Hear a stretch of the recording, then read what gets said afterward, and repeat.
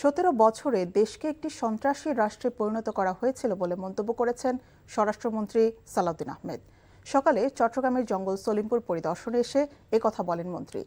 যৌথ বাহিনীর ক্যাম্পে হামলা করে সন্ত্রাসীরা রাষ্ট্রকে চ্যালেঞ্জ ছুড়ে দিয়েছে বলেও মন্তব্য করেন তিনি। চট্টগ্রাম থেকে শামসুল হক হায়দরের পাঠানো রিপোর্ট, ক্যামেরায় ছিলেন সুমন গোস্বামী।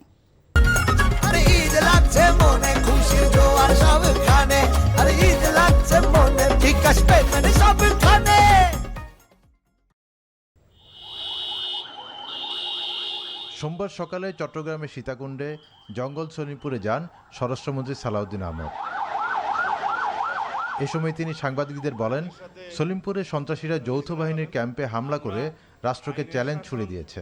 রাষ্ট্রের বিরুদ্ধে চ্যালেঞ্জ ঘোষণা করার মতো সন্ত্রাসীদের দুঃসাহস কিভাবে হলো?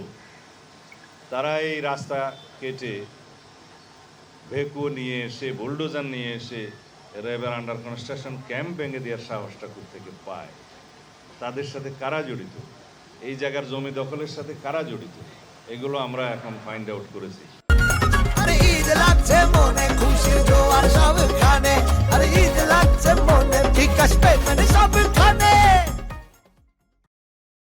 সন্ত্রাসীদের পেছনে কাদের মদত রয়েছে সে বিষয়েও খতিয়ে দেখা হচ্ছে। অপরাধীদের বিরুদ্ধে দেশব্যাপী সাঁড়াশি অভিযান চালানো হবে বলে জানিয়েছেন স্বরাষ্ট্রমন্ত্রী।